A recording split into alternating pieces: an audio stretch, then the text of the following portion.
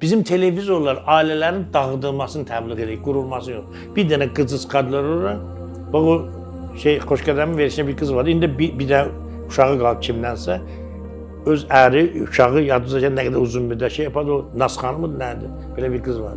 İndi də hamilə gəlib oturub orada, hansı tərs qeyri-qanuni bir cinsi əlaqədən uşaq tutub, indi də o problem çıxıb ortalığa. İndi onu Xoşqədəm xanım, cəmiyyətin bir problem. Bütün televiziyalar Azərbaycanda əxlaqsızlığı təbliğ edir. Adam gedir evinə kamera qoyub, arvadın 4 dənə kişi ilə cinsi əlaqədə eyni vaxtda olduğunu çəkib, gəlib televizora ki, bax gördün mənim arvadım bozulur. Bu belə bir ailə institutu. Onda belə çıxışı Xoşqədəmin və digərlərinin verilişi, Zaurun verilişi... Məqsəd ailələr dağıtmaqdır, tam məsuliyyət. Bağlanmalıdırmı? Söhbət bu bağlamaqdan kimi dövlətin qarşısına bir məqsəd qoymalıdır. Dövlət nə məqsəd güdür?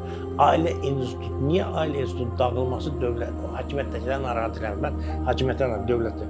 Niyə hakimiyyətdəkilər narahat deyil ailə institutu dağılması? Çünki dağılmış ailələrlə dağılmamış ailələr dövlətə eyni yük deyil.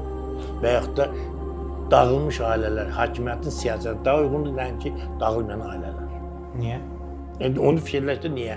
Çünki ailə var, uşaq var, sosial təminat olmalıdır, nə bilim, uşaq pulu olmalıdır, o olmalıdır, bu olmalıdır. Amma dağılan ailələrin belə bir problemi yox. Bəs uşaq pulunu niyə verməyə, belə deyək də, istimlak? Uşaq pulunun verilməsi beynəlxalq hüququndan tənzimlənir. Beynəlxalq hüquqa görə, beynəlxalq uşaq konvensiyasına görə bütün dünya dövlətləri uşaqların yönəlik sosial siyasət yapabilir. O siyasətə nə dalı? 1. Bizim uşaq pulu dediyimiz iqtisadi təminat. 2. Pulsuz yemək. 3. Pulsuz məktəblər vacibdir. 4. Əgər ailənin imkanları yoxdursa, onun məktəbdə oxumasına dövlətin üzərinə götürməsi. Beynəlxalq uşaq konvensiyasında təcil uşaq pulu yoxdur. Pulsuz yemək var, pulsuz nəqliyyat var və pulsuz dərs ləvazimatların verilməsi var. Azərbaycan o pulsuz təhsili verir də dövlət. Dövlət onsuz da o kateqoriyalar içərisində pulsuz təhsili verir. Pulsuz təhsildən söhbət getmir. Dəftəri, kitabı dövlət verməlidir. Dəftəri, kitabı. Beynəlxalq İnsan Hüququ Konvensiyasına Azərbaycan qoşulubdur. Bu demək ki, konvensiyanı qəbul edir. Və orada belə bir maddə var. Bu konvensiyaya qoşulan dövlətin əgər özünün imkanı yoxdursa uşaq pulu versin.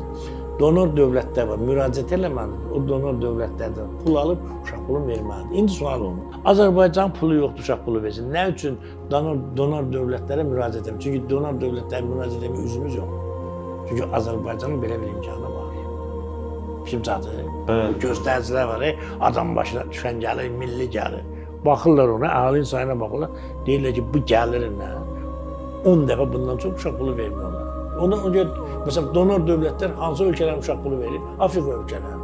İqtisadiyyatı yoxdur, quraqlıqdır, belədir və Afrika dövlətləri hamısı uşaq pulu var. Amma onu dövlət vermir, dövlətin imkanı yox. Azərbaycan imkansızlıqda müraciət etsə donor dövlət. Niyə müraciət eləmir?